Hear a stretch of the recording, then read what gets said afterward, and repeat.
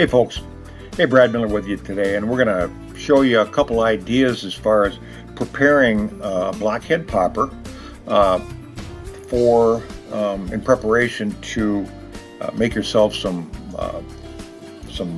beautiful, very effective flies out of closed cell foam. And let me get these all squared away here. I'm going to start by telling you we've got 3 different sizes of these blockheads. They come in yellow, white, black, and chartreuse. This would be more of a panfish type of a sized popper body. Obviously this is the medium here. You get a feel for approximately how big they are. They're about as big as a fingernail on your index finger. The larger one, which gives a little bit better pop, is just higher and broader. Not a lot wider, but it just gives you a little bit more of a pop. So the question is, what's the best way to prepare a channel so that your fly comes out with the eye right in the middle, no more than an 1/8 and probably even closer to a 1/16 from the lower bottom aspect, the ventral aspect of that popper. And then you want to make sure that it comes out dead center in the back, both height and width wise. Okay. And why is this important? It's important so that these poppers will ride flat on a water surface. If you don't have the hook set just right, they're going to have a tendency to wag one way or the other, and you don't want that. You want them to pull straight and pop straight. Just make for a better construct, a better popper. So what we do now, what I've after doing a lot of these. The way that we used to do them was we would take a razor blade and we would slice the popper into about 1/8 of an inch dead center right in the ventral portion of that, the bottom portion of that popper body, and then we'd sort of spread them out. We'd lay the hook in there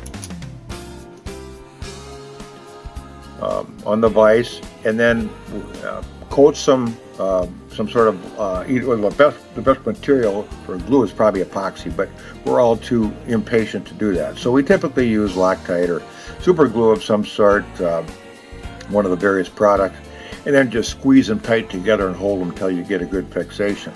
Okay, but with these, I like to run a channel through them.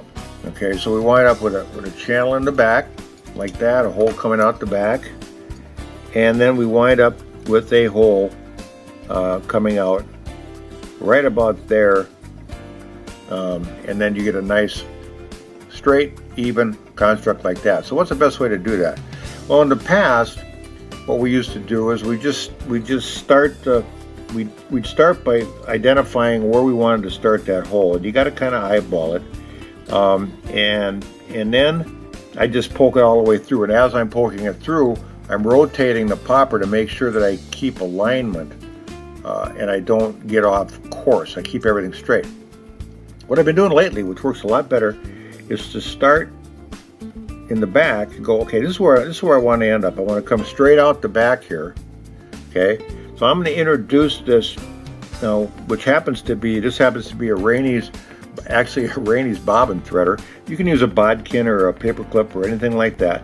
Push it in there, and then check and make sure that you're going in laterally in both directions. Okay, and if you seem to be off kilter, you can reintroduce it and take it in about halfway into the popper. Okay, then I turn around and I go, I want my eye to come out right about here. Okay, right about there. So then I'm going to take that and I'm going to start pushing that through as well. I'm going to double check it to make sure I stay lateral, and since I've already got a kind of a pilot hole in there, it comes out right where I want it to, in the back of that popper body. So then all of a sudden I've got a really nice construct here to set that on. Now let's take my peak vise here, slide this baby into the picture a little bit, and we'll raise this up just a hair. Okay. I'm going to put this on here. I may have to adjust it a little bit because I had some thicker hooks on there before, but that holds it pretty good. These peak vices are very nice. Incidentally, I went to the hardware store, and they had these little trays here with a magnet on the bottom of them. These little trays, you can get different constructs of them and stuff. But they work really good to adhere to your vise base, and you can put hooks in them and stuff like that. So anyway, we've got. Let me turn it this way just a hair. There we go. So I'll do it right now. I'll just take some Loctite, and I'm gonna put some Loctite on here, on the shaft of that. Okay, and I just put it on top because I'll show you why. Because I'm going to rotate it around here. Okay, so then when I start this thing in, kind of hold the hook. This happens to be a kink shanked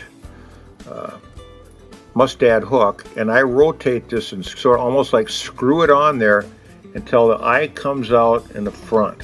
Okay, let me take that off of there. I'm going to show you. So now the eyes came just out of there, just about where I want it to be, okay? And then I look at it, that's actually just a hair high, but it'll work just fine.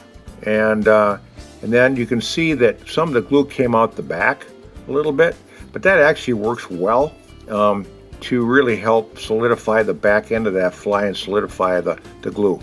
Before the glue sets up though, I check it and make sure that the hook is in perfect alignment with that. But what you wind up with is a popper body that's got the best of all worlds. And the main thing I look for in a good popper body construct is to make sure there's plenty of hook gap here. Okay, that's a really good way for you to find out if you see a store-bought popper, and a lot of them, they got bodies coming down real low, and there's not a lot of gap for that fish to actually bite on and get hooked. So with this type of a construct, you can see that there's all kinds of area there for that fish to get hooked on. So that's some ideas here. I'll just show you real quick here too. You can put different types of eyes on these things. What most of the blockheads that we tie, very often, I run some sort of a squirrel tail, either a gray or a red fox squirrel tail on the back. Obviously, you could run deer hair if you want to. And deer hair is probably going to be a little bit more buoyant, but I like squirrel tail, and then just maybe a little hackle material up there. If you're in a hurry, you can just wind some chenille around there as well, and either way you're going to wind up with a nice popper. I think the eyes are the least important part of this popper, and in that light I use a flat stick-on type eye, and what I do is I just pop a little super glue on there, just a little dab on both sides, and then I put the stick-ons on there as well, and I just pinch it tight.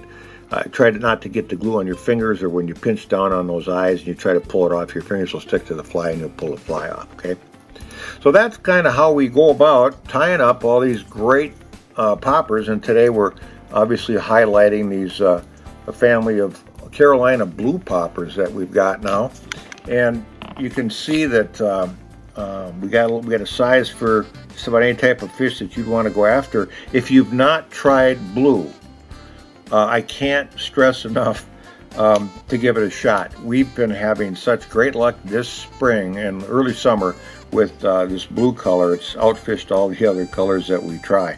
So give these a shot, and good luck fishing and tying especially. Flybass.com. We'll see you soon. Brad Miller signing off.